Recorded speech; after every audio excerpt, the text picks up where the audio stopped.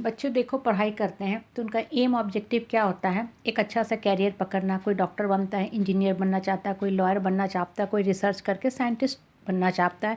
हर बच्चे की अलग अलग एम और ऑब्जेक्टिव होती है। ये आज की एजुकेशन पॉलिसी की बात मैं कर रही हूँ।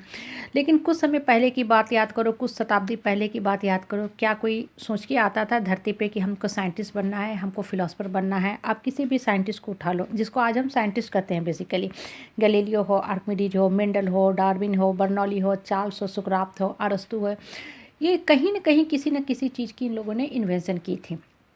तो क्या ये धरती पे आए थे ये सोच के कि हमको साइंटिस्ट बनना है, हमको रिसर्च फील्ड में जाना है? बिल्कुल नहीं, बिल्कुल नहीं। पहले तो इन सब चीज़ों की पढ़ाई या शब्द भी नहीं हुआ करते थे, लेकिन फिर भी इन लोगों ने इन्वेंशन किया। कैसे इन्वेंशन किया? आप सबने न्यूटन को बारे में सुना होगा। न्यूटन एक बहुत बड़े साइंटिस्ट थे, बहुत ही ज्ञान की बातों का उन्होंने इन्वेंशन किया। न्यूटन ने 3 लॉ दिए और ये तीनों लॉ जो न्यूटन के हैं ना, हमारे जीवन को सही दिशा देते हैं, हमारे जीवन का आधार बनते हैं। अब देखो न्यूटन ने कैसे ये तीनों लॉ को आविष्कार किया। जब ये लोग धरती पे आए ना, तो एक नॉर्मल ह्यूमन बीइंग बन के आए थे जैसे हम सब हैं। लेकिन इन्होंने अपने अंतर्मन को शांत करना शुरू किया, अंतर्मन को ऊपर फोकस करना काम शुरू किया, अपने अंतर्मन के ऊपर इन्होंने दिमाग को लगाना शुरू किया। जब आपका अंतर्मन शांत होने लगेगा तो अंदर से सारी बातें निकलना शुरू होंगी।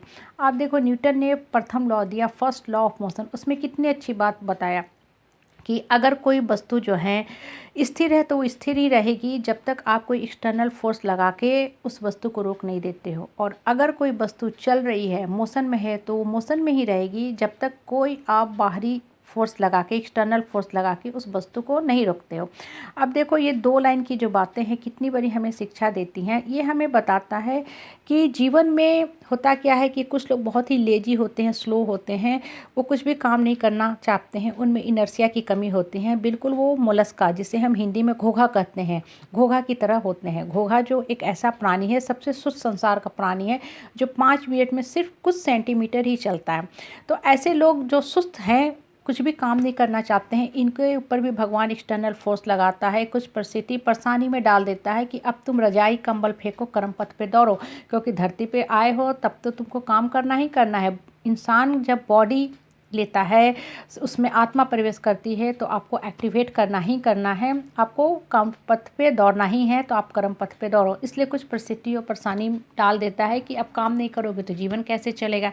दिमाग काम के प्रति लगाओ, अपने माइंड को, अपने इंटेलेक्ट को डेवलप करो, तुम ग्रो करोगे। दूसरे प्रवृत्ति के लोग होते हैं जो बहुत ही तामसी प्रवृत्ति के होते हैं, राजसी सुख भोगना चाहते हैं, दिन भर हलचल में रहते हैं, काम काम काम, बस उनको काम ही काम है। उनका माइंड हमेशा हलचल में रहता है, परेशान रहता है, जैसे सिर्फ धरती पे वही हैं जो काम कर रहे हैं। वो इस भ्रम में जीतते हैं कि एक हम ही तो हैं जो काम कर रहे हैं, शायद अगर हम काम करना बंद कर दें तो ये जो धरती है ना, रोटेट करती है, घूमती है, ये भी घूमना बंद कर देगी। वो इस भ्रम में जीते हैं, जैसे छिपकली इस भ्रम में जीती है कि वो छत को पकड़े हुए है, जबकि छिपकली की तो कोई यूटिलिटी ही नहीं है। तो ऐसे लोग जो होते हैं तामसी प्रवृत्ति के होते हैं, जो सिर्फ राशि सुख भोगना चाहते हैं, बहुत हलचल में रहते हैं, इनको लिए भी भगवान एक्सटर्नल फोर्स लगाता है और जीवन की गति को रोक देता है।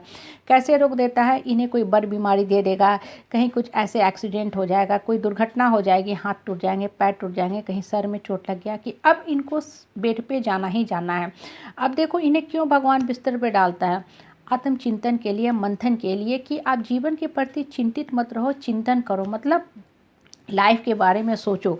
जब आपका अंतर्मन फोकस रहता है इनसाइड अपने ऊपर, तब आपका जो इनर ट्यूटर है, जिसे हम इंट्यूशन कहते हैं, वहाँ से सारी बातें निकलना शुरू होती हैं।